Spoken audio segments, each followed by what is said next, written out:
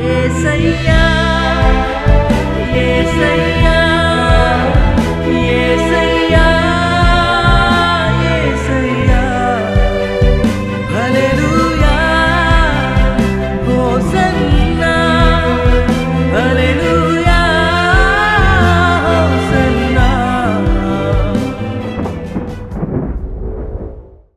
యేసుక్రీస్తు ప్రభు యొక్క కృప వాక్యం వింటున్న మీకు నిరంతరము తోడైండును గాక. ఈ దినము అంశము get free from the love of money.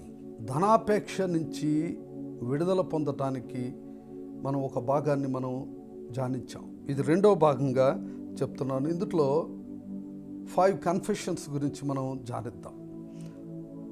లూకా రాసిన సువార్త 12వ అధ్యాయము 13 నుంచి 21 వాక్య భాగాలు. 5 కన్ఫెషన్స్ చేస్తే అది నీకు దీవెనకరంగా ఉంటుందని ప్రభు చెప్తున్న. మొట్టమొదటిది ఏంటంటే, I recognise the supreme value of Jesus Christ above all earthly things. ఈ భూమి మీద ఉన్న వాటన్నిటికంటే the highest value, supreme value యేసుక్రీస్తు ప్రభుకి ఇవ్వాలని నేను గుర్తిస్తున్నాను అని ఎప్పుడు చెప్పుకుంటా ఉంటాను.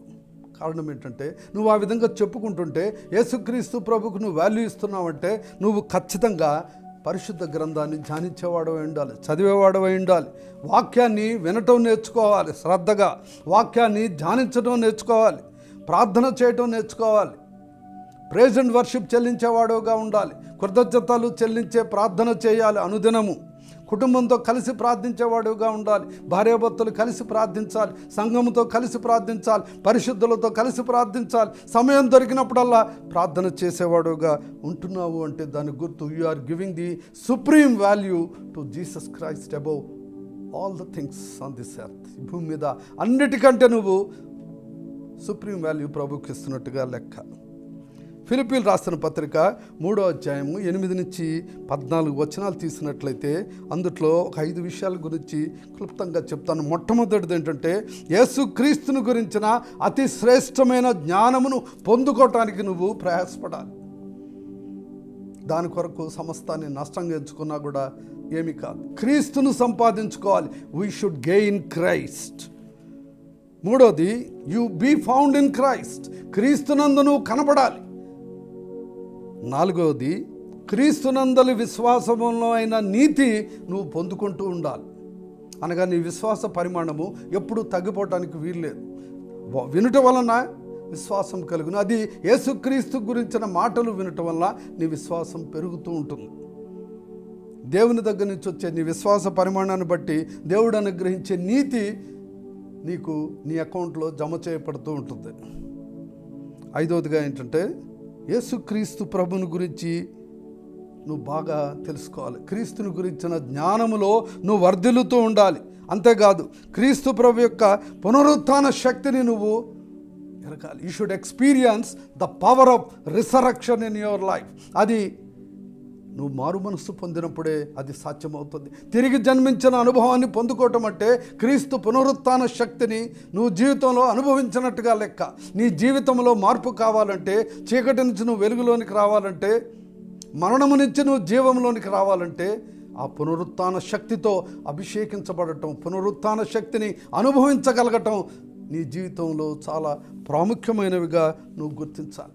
ఒకానొక సమయంలో గవర్నమెంట్ జాబ్స్, పెద్ద పెద్ద ఉద్యోగాలు చేసి హయ్యెస్ట్ శాలరీ స్కేల్స్ మీద ఉండి ఎప్పుడు ఫ్లైట్స్లో 5 స్టార్ హోటల్స్లో తిరుగుతూ ఇంటర్నేషనల్గా అనేక దేశాలకు కూడా తిరిగి వచ్చిన నేను తర్వాత ఉద్యోగంలో ఉంటూనే వ్యాపారం మొదలుపెట్టి మైనింగ్ బిజినెస్ చేశాను. ఈ రింగుల్లో పెట్టుకునే రాళ్ళు, ప్రెషియస్ స్టోన్స్, డైమండ్స్, ఇవి జ్ఞానాన్ని ప్రభు విస్తారమైన జ్ఞానం ఇచ్చారు నాకు. గుర్తుపట్టేవాడిని ఎక్కడెక్కడ ఏమేమి ఉంటాయో అవి గుర్తించి వాటిని ప్రేమించటం మొదలుపెట్టాను. ఈ లోపల నా జీవితంలో పెనుమార్పులు సంభవించి యేసుక్రీస్తు ప్రభువును రక్షకుడిగా అంగీకరించాను. కానీ నా ప్రేమ పోలేదు వాటి మీద. వాటినే ప్రేమిస్తున్నాను, వాటినే చూస్తున్నాను. అరే, ఇన్ని వేల కోట్ల విలువైనటువంటి రాళ్ళుండే భూములు దేవుడు నాకు చూపిస్తున్నాడు ఏంటి? ఇంత విలువైన రాళ్ళు, రింగులో పెట్టుకునే రాళ్ళు, precious and semi precious stones, ఇంత విలువైన రాళ్ళు, ఇంత ఒక 2 గజాలు తవ్వితేనే విస్తారముగా ఆ రాళ్ళు దొరికే స్థలాలు ప్రభు నాకు చూపించినప్పుడు నేను వాటిని ప్రేమించడం మొదలు, అరే ఇది వైలెట్ కలర్లో ఉండే రా, ఇది గ్రీన్ కలర్లో ఉంది, ఇది రోజ్ కలర్లో ఉన్నది, ఇది మల్టీ కలర్స్లో ఉన్నది, వాటర్ ప్రవహిస్తున్నది, దీంట్లో మురిసిపోయేవాడిని వాటిని చూసి. ప్రభు నాతో ఒకరోజు మాట్లాడారు, నువ్వు వ్యభిచారం చేస్తున్నావు రాళ్లతో అన్నారు. చాలా బాధపడ్డాను నేను, ఏడ్చి ప్రభు దగ్గర మొరపెట్టాను. ప్రభు నన్ను దయతో క్షమించు తండ్రి, ఈ రోజు నుంచి వాటిని పెంట కింద ఎంచుతున్నాను తండ్రి అని చెప్పేసి నా మనస్సును వాటి మీద నుంచి తీసేసుకున్నాను. సమస్తాన్ని పెంటగా ఎంచుకోవాలి. క్రీస్తు ప్రభుని గురించిన అతి శ్రేష్టమైన జ్ఞానము నువ్వు పొందుకోవాలంటే, క్రీస్తు నీలో కనబడాలంటే, క్రీస్తుని సంపాదించుకోవాలంటే, క్రీస్తు పునరుత్థాన శక్తిలో నువ్వు కొనసాగాలంటే సమస్తాన్ని పెంటగా ఎంచుకున్నప్పుడే అది సాధ్యమవుతుందని ఉదాహరణలో చెప్తున్నాను.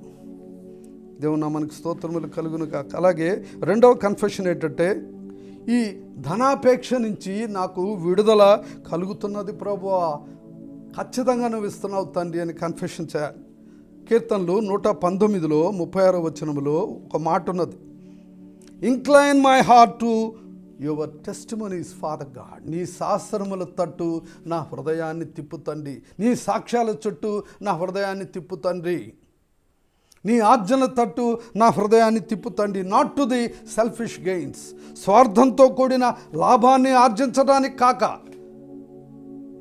నీ టెస్టిమనీస్ చుట్టూ నా హృదయాన్ని తిప్పుతండి అని మనం ఆ వాక్యాన్ని కన్ఫెస్ చేస్తూ ప్రార్థించవలసిన వారమై ఉన్నాం. అలాగే కీర్తనలు 90:14లో ఆ కన్ఫెషన్ కూడా చేయటం చాలా దీవెనకరం. అదేంటంటే, ఉదయమున నీ కృపతో మమ్మల్ని తృప్తిపరచు తండ్రి. పొద్దునే లేచి మన మోకాళ్ళుని ఉదయమున నీ కృపతో మమ్మల్ని తృప్తిపరచు యేసయ్యా అని ప్రార్థించవలసిన వారమైనా, అప్పుడు మా దినములన్నీ ఉత్సహించి సంతోషించదము యేసురాజా ప్రభువా అని చెప్పేసి మొరపెట్టాలి. అది ఒప్పుకుంటూ ఉన్నప్పుడు ఆ కృప, దేవుని యొక్క ఆశీర్వాదాలు వర్షం వలె నీ మీద కుమ్మరించబడతాయని చెప్పేసి వాక్యం ద్వారా ప్రభు ప్రకటిస్తున్నారు. దేవుని నామానికి స్తోత్రములు కలుగును గాక. You should always realise the deceitfulness of the riches. ధనాపేక్ష వలన కలిగే మోసాలు, భ్రమలు, నష్టాలు నువ్వు తెలుసుకోవాలని చెప్పేసి ప్రార్థన చెయ్యి. దేవుని నామానికి స్తోత్రాలు. అలాగే మూడవ కన్ఫెషన్ ఏంటంటే, I trust in God's promises for every need to be met for my family and for the church and for my business అని చెప్పేసి ప్రార్థించవలసిన వాడమైనావు. అంటే ప్రభు మీద ఆధారపడటం నేర్చుకో. ప్రభువే నీ అవసరాలు తీరుస్తాడని, ప్రభువే నీ యొక్క పరిచర్య అవసరాలు తీరుస్తాడని, ప్రభువే నీ కుటుంబ అవసరతలు, బిడ్డల అవసరాలు తీరుస్తాడని కన్ఫెషన్ చేయి. అనగా you show your dependence on God. దేవుని మీద ఆధారపడటం నేర్చుకో. That doesn't mean that you have to sit idle at home. నువ్వు అన్ని పనులు మానేసి ఇంట్లో కూర్చోమని కాదు దానికి అర్థం. నీ పని నువ్వు చేయాలి, కష్టపడి పని చేయాలి. నీకు ఉద్యోగం ఉంటే ఉద్యోగాన్ని చక్కగా నిర్వర్తించాలి. నువ్వు వ్యాపారం చేస్తే చక్కగా దాన్ని వ్యాపారం చేయాలి, వ్యాపార రూల్స్ ప్రకారంగా. ఏది చేసినా దేవుని నామానికి మహిమకరంగా చేయటం నేర్చుకో. దేవుడు ఖచ్చితంగా నిన్ను ఆస్వాదించి నీ ప్రతి అవసరతను తీరుస్తానంటున్నాడు. ఫిలిప్పీ 4:19లో దేవుడు తన ఐశ్వర్యం చొప్పున క్రీస్తు యేసు యొక్క మహిమలో మీ ప్రతి అవసరమును తీర్చును అని ప్రభు వాగ్దానం ఇస్తాడు. దేవుడే తీరుస్తానంటున్నాడు. నువ్వు స్వార్థంతో కూడిన లాభాల కొరకు ధనాపేక్షతో పరుగులెడుతూ దేవుని ప్రార్థనను విడిచిపెట్టి వెళ్ళటం పొరపాటు అవుతుంది. ఈ రెండవ కన్ఫెషన్ అది. అలాగే అందులో ఇంకొన్ని వాక్య భాగంలో కొరింథీయులకు రాసిన 2వ పత్రిక 9:8 వచనంలో ప్రభు చెప్తున్నారు, దేవుడు తన బిడ్డల పట్ల సమస్త విధములైన కృపను విస్తరింపజేస్తానంటున్నాడు. All kinds of grace shall abound in his children's life.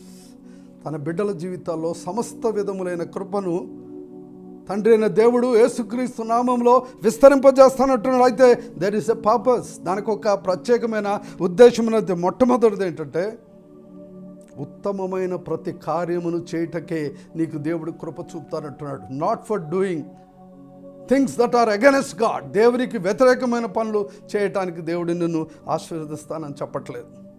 ఉత్తమమైన ప్రతి కార్యమును చేయాలి. దాని కొరకు యేసుక్రీస్తు ప్రభు వాక్యం ద్వారా ఏం కోరుకుంటున్నారంటే, you should have all sufficiency in all things at all times. అన్నిటి యందు ఎల్లప్పుడూ మీలో మీరు సర్వ సమృద్ధి కలవారుగా ఉండాలని సర్వశక్తి గల దేవుడు కోరుకుంటున్నాడు. కనుక ధనాపేక్ష ఉండవలసిన అవసరం లేదు. దాని కొరకు స్వార్థంతో కూడిన లాభాల కొరకు చట్టవిరుద్ధమైన పనులు చేసి శ్రమలోకి వెళ్ళొద్దు, ఉరిలోకి వెళ్ళొద్దు, శోధనలోకి వెళ్ళొద్దు, హానికరమైన దురాశలు డెవలప్ చేసుకొని నష్టపోవద్దు, నాశనంలోకి నడిపించబడద్దు, సైతాను చెప్పే మాటలను వినవద్దు అని చెప్పేసి దేవుని బిడ్డగా హెచ్చరిస్తున్నాను. అలాగే మత్తయి సువార్త 6:33 నీకు ఏమేమి అవసరాలు ఉన్నాయో తండ్రితో చెప్పడం నేర్చుకొని నువ్వు చేయవలసిన పని ఏంటంటే seek first the Kingdom of God, seek first the righteousness of God. దేవుని నీతిని వెతుకు, దేవుని రాజ్యాన్ని వెతుకు, అప్పుడు నీకు కావలసినవన్నీ అనుగ్రహించబడతాయని వాక్యంలో ప్రభు చెప్తున్నారు. వాక్యం ద్వారా ప్రభు మీతో మాట్లాడుతున్నారు. దేవుని నామానికి మహిమ కలుగును గాక. 4వ కన్ఫెషన్ ఏంటంటే అది కన్ఫెషన్ చేసుకుంటూ ఉండాలి. ప్రతి వారము నేను చర్చి కొరకు ఒక కానుకను పక్కన పెడతాను. ఇంకా హృదయపూర్వకంగా ఇవ్వాలనిపించిన గిఫ్ట్లు కూడా పరిచర్యకి ఇవ్వడానికే నేను పక్కన పెడుతూ ఉంటానని నిబంధన చేసుకుంటూ ఉండాలి. ఇదేంటంటే నీకు ఒక క్యూ దొరుకుతుంది పరిశుద్ధ గ్రంథం ద్వారా. గివింగ్ టు ద గాడ్, దేవునికి ఇవ్వటం అనేది it should be regular, it should be spontaneous, it should be discipline, it should be ఫ్రీగా నువ్వు ఇవ్వగలగాలి, ఒక క్రమశిక్షణతో ఇవ్వాలి, స్పాంటేనియస్గా ఇస్తూ ఉండాలి, రెగ్యులర్గా ఇవ్వటం అలవాటు అవుతుంది. Giving should be taught. ఎందుకంటే పుచ్చుకొనుట కంటే ఇచ్చుట ధన్యకరం, దీవెనకరం అని చెప్పేసి వాక్యం ద్వారా చెప్తున్నారు. కొరింథీయులకు రాసిన మొదటి పత్రిక 16:2 వాక్యం చాలా స్పష్టంగా చెప్తున్నది. మీలో ప్రతివాడు ప్రతి ఆదివారమున తాను వర్ధిల్లను కొలది తన యొద్ద కొంత సొమ్ము నిల్వ చేసి అది జమ చేసి మందిరానికి ఇస్తూ ఉండాలి అని చెప్పేసి వాక్యం చెప్తున్నారు. ఒక మందిరంలో సంఘ పారిష్ పాస్టర్ అనౌన్స్మెంట్ చేశారు, మీరు కానుకలు ఇచ్చే పరిస్థితి ఈ లాక్డౌన్ సర్వీస్ మీద లేదు, కానీ మీరు తీసి పక్కన పెట్టండి, మీరు దేవునికి ఎంత ఇవ్వాలో పక్కన పెట్టుకొని అది మీరు తర్వాత అకౌంట్లో చివరిగా జమ చేద్దురు కానీ అని చెప్పేసి ప్రకటిస్తున్నారు. దేవుని నామానికి మహిమ కలుగును గాక. అంటే ఇది ఒక క్రమశిక్షణతో ఇవ్వటానికి, రెగ్యులర్గా ఇవ్వటానికి, ఒక ప్లాన్డ్గా ఇవ్వటానికి దేవుడిచ్చే జ్ఞానం అది వాక్యం ద్వారా. దేవుని నామానికి స్తోత్రములు కలుగును గాక. 5వది ఏంటంటే నువ్వు కన్ఫెషన్లో I put protections in place against bigger bands and I turn the prosperity of my fields into blessings for others అని ఒప్పందం చేసుకుంటూ ప్రార్థన చేసేవాడుగా ఉండాలి. దేవుని యొక్క ప్రొటెక్షన్ నీకుండే వాటన్నిటి మీద నువ్వు క్లెయిమ్ చేస్తూ ఉండాలి. దేవుడు నీకు ఇచ్చే ఆశీర్వాదం, నీ ఉద్యోగంలో, నీ వ్యాపారంలో, నీ పొలాల్లో నీకు వచ్చే ఆదాయాన్నంతా దాన్ని ఇతరులకు దీవెనకరంగా ఉండేటట్టుగా ఆశీర్వదించు తండ్రి అని చెప్పేసి ప్రార్థన చేయటం నేర్చుకో. ఈ 5 కన్ఫెషన్స్ చేసినట్లయితే దేవుడు నిన్ను ఆ ధనాపేక్ష నుంచి విడుదల చేసి నీ ప్రతి అవసరాన్ని తీర్చి సర్వ సమృద్ధినిచ్చి ఉత్తమమైన ప్రతి కార్యాన్ని చేయడానికి దేవుడు నిన్ను ఆశీర్వదిస్తానని వాగ్దానం ఇస్తున్నారు. దేవుడు కొద్ది మాటలను దీవించునుగాక. ప్రార్థన చేస్తాను. దయగలిగిన తండ్రి, ప్రేమ కలిగిన తండ్రి, పరిశుద్ధ ప్రభు, ఆ 5 కన్ఫెషన్స్ గురించి క్లుప్తంగా ధ్యానించడానికి ఇచ్చిన సమయాన్ని బట్టి నీకు స్తోత్రాలు. నా తండ్రి, నీ బిడ్డలను ఆశీర్వదించి 5 కన్ఫెషన్స్ ఒప్పుకుంటూ ఒక క్రమశిక్షణతో ప్రభువా ఇచ్చే ప్రక్రియ, గివింగ్ అనే ప్రక్రియను నేర్చుకోవటానికి సహాయం చేయి.